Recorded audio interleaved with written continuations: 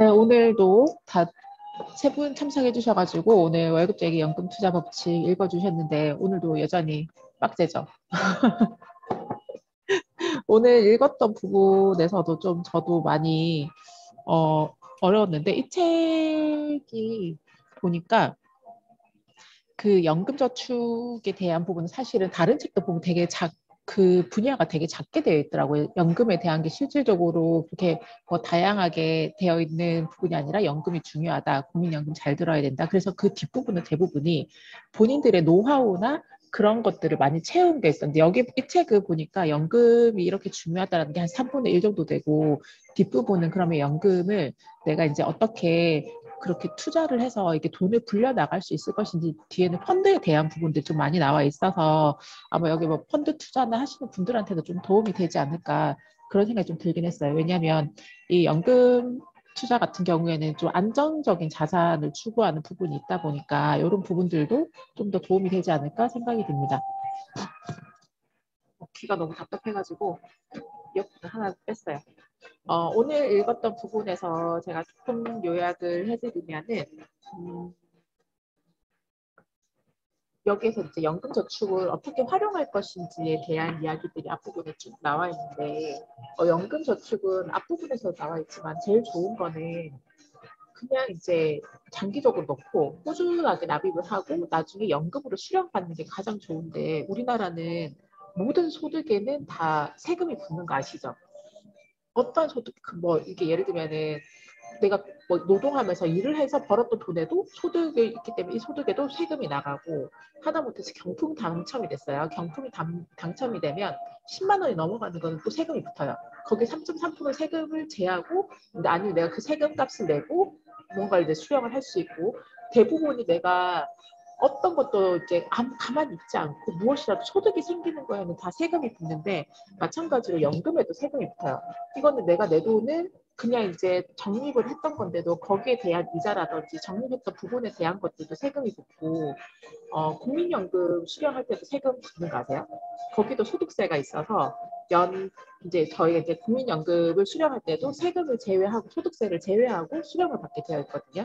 이 책에서 보면은 우리가 나중에 이제 퇴직을 하고 나서 이런 각종 연금들이 다 모아서 나한테 수령을 할 때 연 1,200만 원 이상이 되면은 그 부분에 대한 것도 이제 종합소득세 신고가 되어야 된다라고 되어 있습니다. 그래서 부모님들 중에서 이제 연금 수령하시거나 아니면은 뭐 월세나 이런 여러 가지 근로소득이 있으신 분들은 여기 아마 세금을 지금 내고 계실 거라고 생각이 들어요. 그래서 이런 연금은 일시불 수령보다는 가장 좋은 거는 연금 수령을 좋고 이제 여기 보면은 그 연금 저축이 있잖아요. 내가 이제 정기적으로 납입을 하고 이 납입했던 금액을 일시로 우리가 적금 들듯이 일시불로 수령을 할 수도 있고 연금으로도 전환할 수 있는데 일시불로 수령했었을 때 여기 나와 있는 그 뭐죠?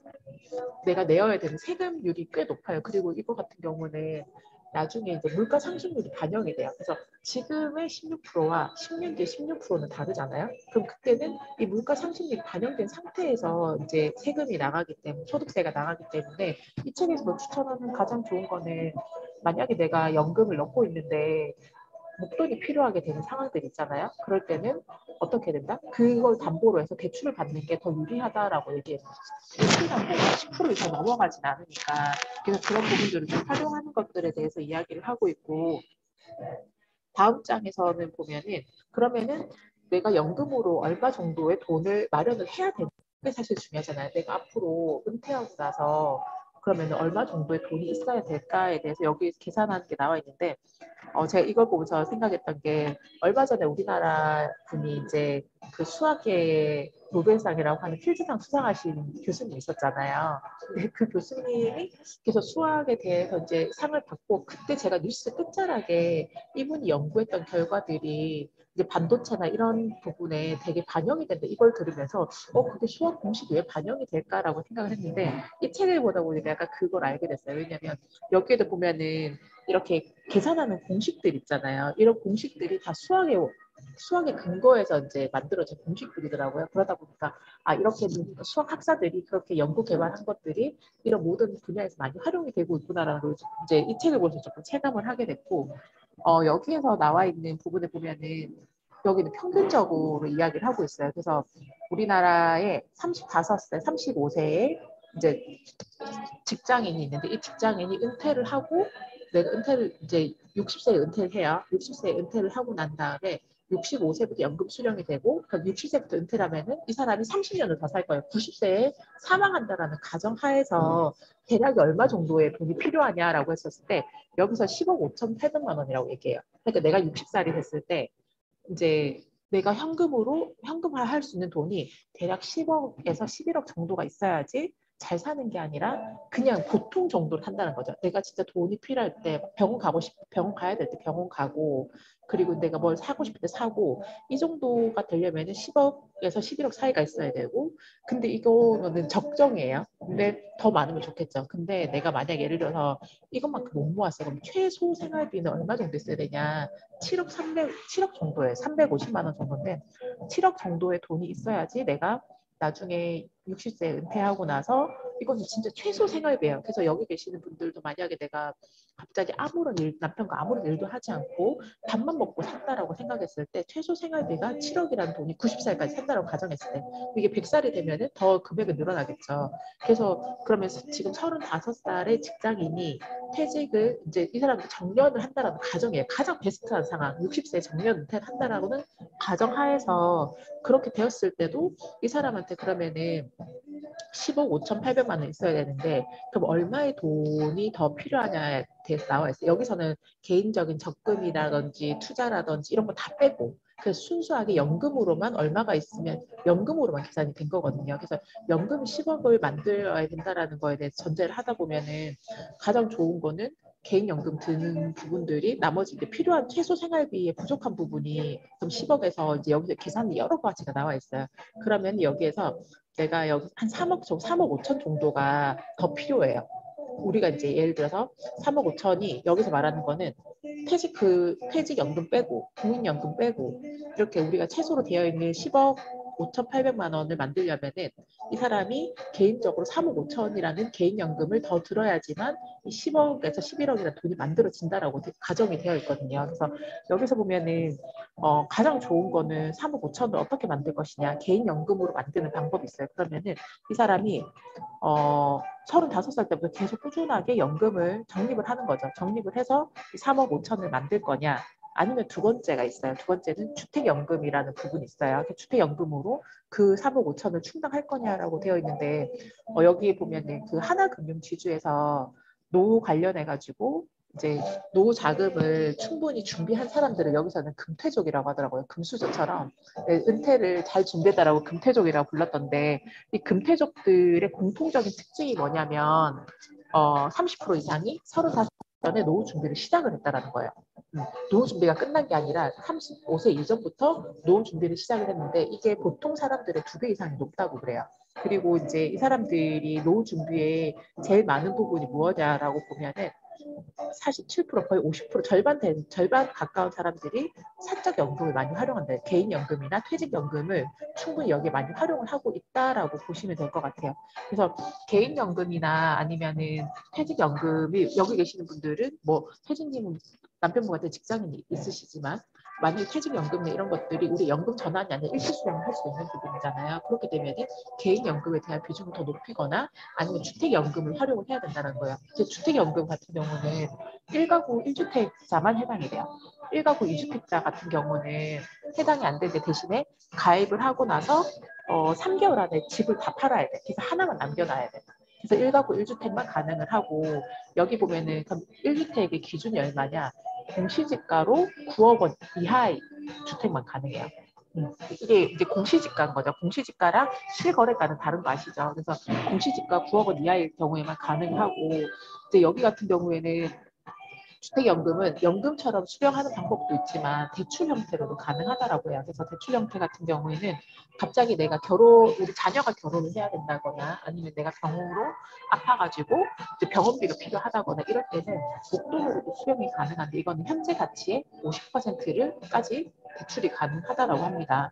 그리고 이제 그런 경우 이제 주택 같은 경우는 내가 살다가 갑자기 아파가지고 내가 나이가 들었는데 병원에 장기적으로 요양 입원을 할 수도 있고 내가 혼자서 돈을 살 수가 없어서 자녀 집에 가서 살 수도 있잖아요. 그러면은 이 집을 팔아야 되거나 어떤 상황이 생기게 되는 건데 그거는 이제 내가 사망한 게 아니기 때문에 임의로 팔 수가 없잖아요. 아니면 그동안 받았던 돈을 다시 갚아야 되는 상황이 되잖아요. 이제 이럴 때는 여기서도 이제 여러 가지 혜택이 있는 것 중에 하나가 월세를 놓을 수 있어요. 이 집을 월세로 놓는 대신에 보증금이 없는 월세로 전환이 가능하다고 합니다. 그러면 이 월세도 이제 그렇게 사용을 할 수가 있고 그래서 여기 주택연금 같은 경우에는 우리는 이제 집은 내가 뭐 죽을 때까지 있어야 되고 여러 가지 이제 자녀에게 사실 증여하는 개념보다는 저는 주택연금을 이번에 책을 보면서 가장 좀 많이 와닿았던 부분 중에 하나였던 것 같아요. 내가 죽고 나서 자식에게 집을 물려준다는 개념보다는 내 노후를 조금 더 안전하게 할 수 있는 그런 여건을 하면 좋지 않을까라는 생각이 들었고 그래서 이 주택연금 같은 경우는 이 책에서 말하는 것처럼 오래 살수록 유리한 거. 네.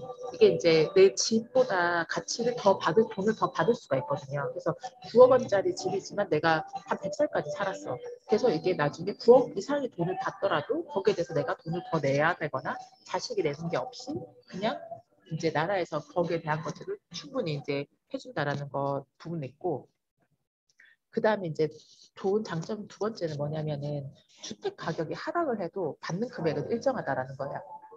왜냐하면은 지금 주택 같은 경우는 뭐 아파트도 마찬가지지만 연식이 오래되면 오래될수록 가격이 하락할 수도 있고 그리고 우리가 나중에 더 나이가 들었을 때는 이미 이제 사는 사람들보다 공급량이 더 초과가 돼서 주택 가격이 전체적으로 하락이 될 수도 있단 말이에요.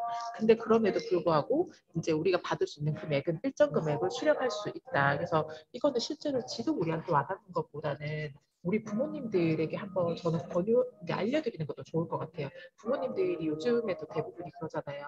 자녀한테 이렇게 기대어서 사는 거는 싫다. 내가 스스로 내 먹을 거 살겠다. 사실 그래서 저희 부모님도 시골에 보면은 진짜 나이 많으신 할머니들이 나와서 장사하시는 경우도 되게 많거든요. 근데 그게 제 돈이 없어서라는 것보다 저는 그 자식에게 의지하지 않으려고 그 노력하신다라는 생각이 좀 저는 더 많이 들었어요. 저희 부모님도 마찬가지고 지금도 농사 지으시면서 이제 너네들한테 손 안 벌리고 살 거야라는 얘기를 늘 얘기 많이 하시거든요. 이제 그런데 이제 그런 부모님들이 조금 더 편안하게 사실 수 있는 방법 중 하나가 그래도 이제 이 집을 뺏기는 개념이 아니라 이 집을 담보로 해서 내가 좀 더 노후를 편하게 살 수 있는 하나의 수단이 되는 건 거잖아요. 그래서 이것도 이제 여기 계시는 분들은 사실 부모님을 내가 이제 모시고 살아야 된다라는 그 개념이 사실 우리 나이 때 한 40대, 50대까지 있지만 그 밑에 세대부터는 이제는 부모님 모신다라는 개념 자체가 없다라고도 책에서도 얘기하고 실제로 설문조사에서도 보면은 부모님을 내가 부양해야 된다는 그 부담을 되게 많이 느끼고 있는 젊은 층들이 많단 말이에요. 자, 그러면은 그 부모님들도 스스로가 자기의 노후를 준비하는 것 중에서 가장 주택연금 같은 경우는 되게 중요한 자산 중에 하나이지 않을까라는 생각이 좀 드는 것 같아요. 그래서 이런 부분들도 우리가 좀 더 잘 알고 있으면은 도움이 되지 않을까라고 생각이 들었습니다. 그리고 여기 이제 앞부분에 보면은 자녀에 대한 연금 부분도 좀 나와 있어요. 그래서 가장 좋은 거는 자녀들에게도 연금을 어릴 때부터 넣을 수 있는 거. 그래서 꾸준하게 적립식으로 넣는 게 가장 베스트하다는 얘기를 하고 있거든요. 그래서 5살짜리 어린아이들, 3살짜리 어린아이들, 아이들한테 그냥 20년 납을해서 꾸준하게 적립을 해주고 이게 보면은 어쨌든 간에 그게 투자가 되면 결국 수익률이 발생할 거잖아요. 근데 그 수익률을 참는 게 아니라 그 수익에 수익을 더해서 계속 이거를 진짜 적립식으로 빌려 나가게 되면은 만약 혜진이 같은 소연이가 지금 5살, 5살, 4살? 됐잖아요.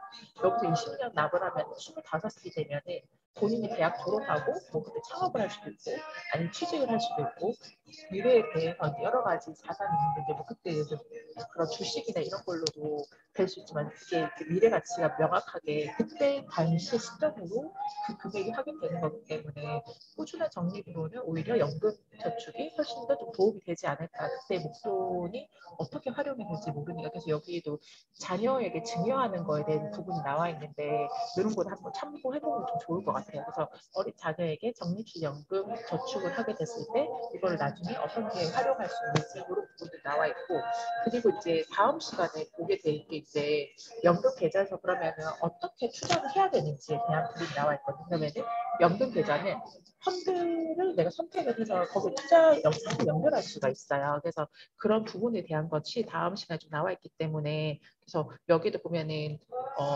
어떤 거는 국내 투자만 되는 연금 펀드, 연금 저축이 있고 해외까지 받은 연금 저축이 있고 이런 부분들이 좀 다르더라고요. 그래서 그런 상품에 대한 부분들도 같이 좀 보면 좋을 것 같고 그래도 이 책에는 좀 좋았던 부분 중에 저는 그 뭐라고 해야 되죠? 은행별로 이렇게 수수료율이나 이런 그 운영하는 펀드에 대한 종류나 이런 것들이 표로 나와 있더라고요. 그래서 내가 어떤 회사를 선택할 때 어떤 회사가 더 좋을 건지에 대한 것을 한눈에 볼 수 있게끔 정리되어 있는 거는 한번 참고해 보시면 좋지 않을까라고 생각이 듭니다.